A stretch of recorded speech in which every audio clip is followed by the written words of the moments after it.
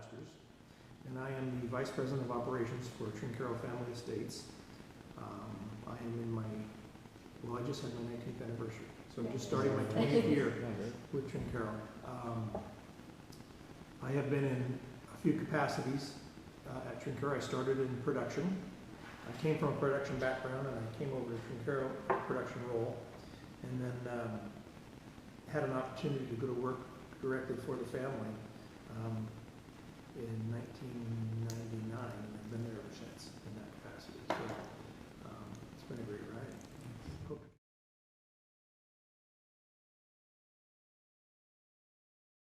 What's your day-to-day? For me, well, currently, because we're evolving the company wholly. So today, it's we run the day-to-day operations of all of the maintenance for all the facilities, new construction for all the facilities, security, gardening, housekeeping. We even have a mail route in our team. But we do all the planning, budgeting for all the new construction projects, which we just completed our largest project in Lodi, which was approximately $280 million project. So it's the most state-of-the-art winery in the world, I would say. It's absolutely phenomenal. We've got a project going in Napa Valley, building the taste room for Trinchero Napa Valley, which will be a really nice, luxurious tasting room. We have plans on the table for additions at our Main Street facility in St. Helena to expand the crush capacity there. We've got growth in American Canyon, which is currently our distribution warehouse, which is changing to Lodi in the new one we just built. So we're going to transition the old distribution warehouse into a new barrel warehouse, and we will still have some capacity for bottling and some case goods storage there as well. So lots of changes happening in the Napa Valley.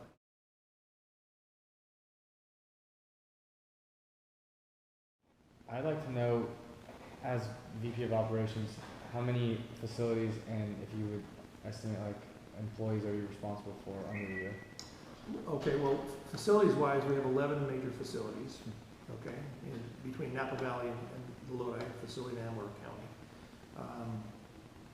I myself have currently 125 people under me. I have a right-hand person that is our Director of Operations that, assists and runs the day-to-day of a lot of the stuff, but, ultimately, 125, something like that, today. Again, as I say, we're because of our growth, we're starting to bring in some different people to allow our expansion, and my role will most likely be changing, which I'm actually excited about. So I'll continue to work directly for the family on projects for them, and it'll be a nice change of pace. Where do you see it going? My new role? Everywhere. Everywhere. Yeah, I do. They've got a lot of outside interests as well, investments and things that I'll take care of their personal properties and things of that nature, amongst other things. So it's all to be determined.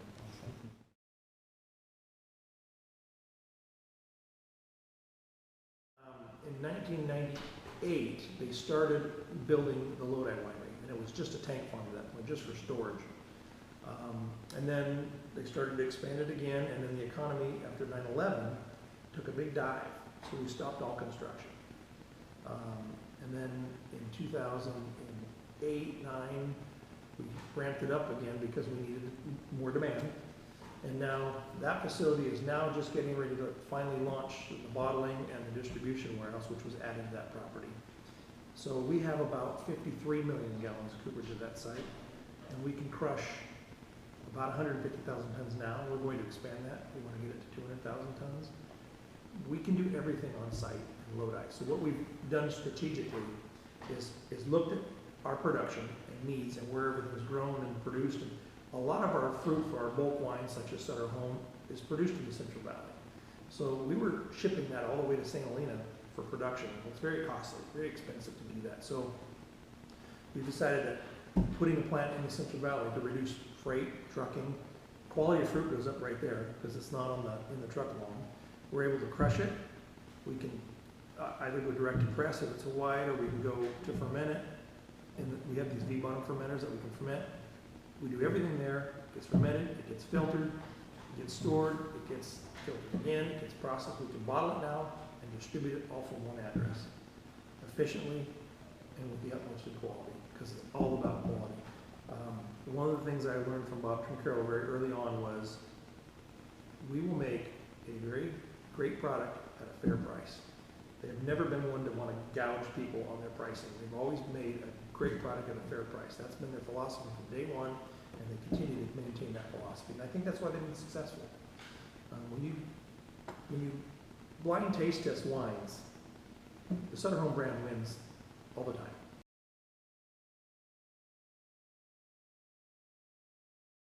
So you mentioned efficiency as being obviously a big part of Absolutely. Any production, really. But is there something that you've done personally, implementing something new or a new efficient strategy? Well, I would say if I go back a bit, when I first took over in the operations department, we had 32 housekeepers for 3 properties. Reduced that down to 11 for 3 properties. We now have 11 properties, and I still have 11 housekeepers due to efficiencies. So I'm pretty proud of that. That saved us a bunch of money. But from the global side of things, the efficiencies done by our engineering team and design team,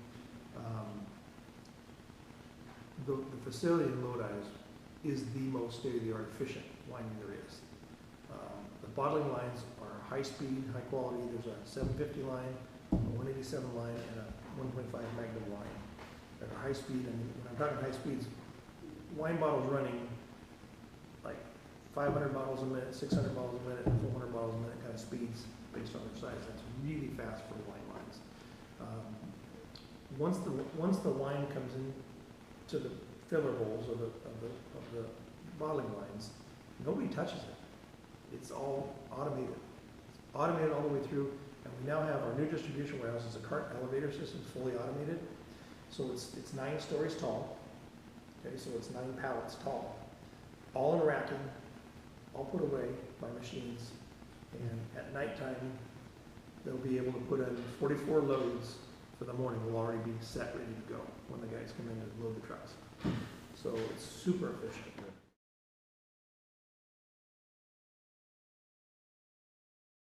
Where do you see the company in 10 years? I see the company in 10 years jumping from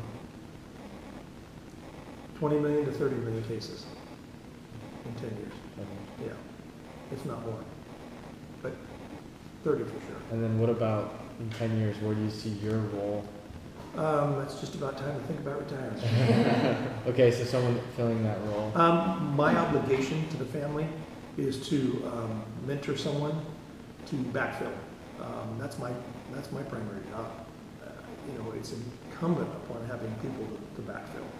You have to have a succession plan in order to be a successful company. If somebody leaves, you can't have a huge void. You can't. You have to have key players, and you have to understand that change is inevitable. We're going through it right now. We didn't lose. He retired. He'd been with the company for a long time. It was his turn to retire. He was our executive vice president of production.